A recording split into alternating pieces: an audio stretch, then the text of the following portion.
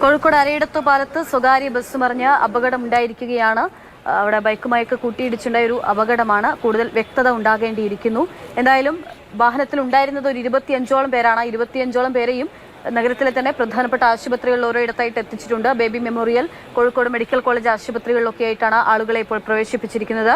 ആരുടെയും പരിക്ക് ഗുരുതരമല്ല എന്നുള്ള വിവരമാണ് ഈ നിമിഷം വരെ നമുക്ക് ലഭ്യമാകുന്നത്. അത് വലിയ ആശ്വാസം നൽകുന്നതുമാണ്. ഇപ്പോൾ അവിടെ വാഹനം അവിടുന്ന് എടുത്തു മാറ്റി, ബസ് എടുത്തു മാറ്റുകയും ഒപ്പം തന്നെ ഓയിലും ഡീസലും ഒക്കെ വീണ് കിടക്കുന്ന റോഡ് വൃത്തിയാക്കുകയും തുടങ്ങിയിട്ടുള്ള നടപടിക്രമങ്ങളാണ് മുന്നിലുള്ളത്. ആ കാര്യങ്ങളാണ് ഫയർഫോഴ്സിന്റെ നേതൃത്വത്തിൽ ചെയ്തു വരുന്നത്. ഇംതിയാസ് കരീം വിവരങ്ങളുമായിട്ടുണ്ട്. ഇംതിയാസ്, നമുക്ക് ആശുപത്രിയിൽ നിന്നൊക്കെ എന്തെങ്കിലും വിവരങ്ങൾ ലഭ്യമാകുന്നുണ്ടോ? ഈ ആളുകൾ അവരുടെ ബന്ധുക്കളൊക്കെ കുറച്ചുകൂടി ആശങ്കപ്പെടുന്ന ഒരു സാഹചര്യമൊക്കെ ഉണ്ടാവും ഈ വാഹനം മറിഞ്ഞു എന്നുള്ള വാർത്തയൊക്കെ വരുന്ന സമയത്ത്. എന്തെങ്കിലുമൊക്കെ കാര്യങ്ങൾ ആശുപത്രിയിൽ നിന്ന് അപ്ഡേറ്റ് ചെയ്യാൻ സാധിക്കുന്നുണ്ടോ?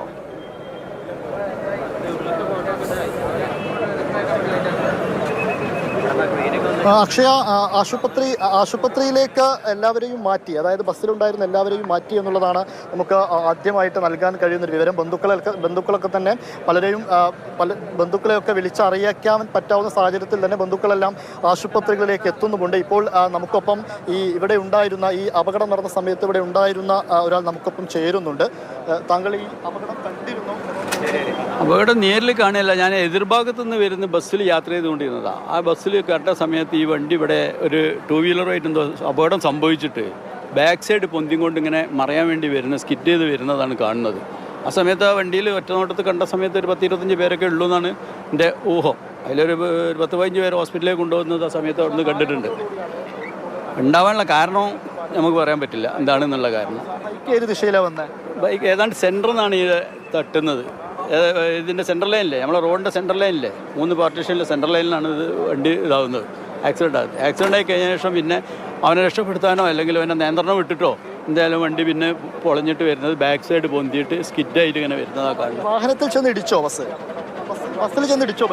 ബൈക്ക് ഇടിച്ചിട്ടുണ്ട്. അവിടുന്ന് ആ ഭാഗത്ത് നിന്ന് ഇടിച്ചത്, കുറച്ച് മുന്നിൽ നിന്ന് ഇടിച്ചത്. ഇടിച്ചതിന് ശേഷം ഈ ഒരു 50 മീറ്ററോളം വണ്ടി കൊണ്ട് പോരുന്നുണ്ട്. ആ പോരുന്ന രീതിയാണ് ഒരു ബാക്ക് പൊന്തിയിട്ട് സ്കിറ്റായിട്ടാണ് വരുന്നത്.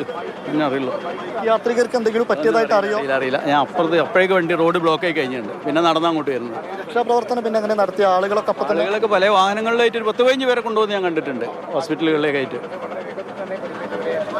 പിന്നെ ബൈക്ക് ഒരു ദിശയിൽ വരികയായിരുന്നു, ബസ് പിന്നെ ഈ പാലം ഇറങ്ങി വരുന്ന തോന്നുന്നു. അതായത് ഏതാണ്ട് റോഡിന്റെ മധ്യത്തിൽ വെച്ചിട്ട് എന്താ സംഭവിച്ചതെന്നല്ല, അവനെ രക്ഷപ്പെടുത്താൻ ശ്രമിക്കുകയോ അല്ലെങ്കിൽ അവനായിട്ട് ഇടിക്കുകയോ എന്തോ നടന്നിട്ടുണ്ട്. നടന്നതിന് ശേഷം നിയന്ത്രണം വിട്ടിട്ടുണ്ട് പിന്നെ ബസ് മുന്നോട്ട് വരുന്നത്.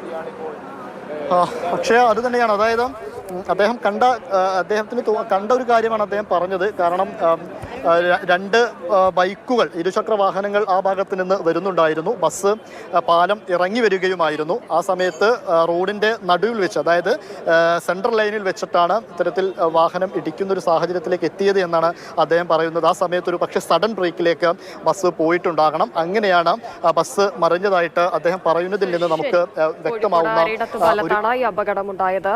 ബസിന്റെ ബ്രേക്ക് ഇടുന്നതിനിടെയാണ് ബസ് മറിഞ്ഞ് അപകടമുണ്ടായത്. ഏകദേശം 25ഓളം യാത്രക്കാരാണ് ആ ബസ്സിലുണ്ടായിരുന്നത്. ആരുടെയും പരിക്ക് ഗുരുതരമല്ല എന്നുള്ളതാണ് ഇതിൽ ഏറ്റവും ആശ്വാസകരമായിട്ടുള്ള കാര്യം. ബസ് നീക്കുന്ന നടപടികളൊക്കെയാണ് അവിടെ ഇപ്പോൾ പുരോഗമിച്ചുകൊണ്ടിരിക്കുന്നത്. നമുക്ക്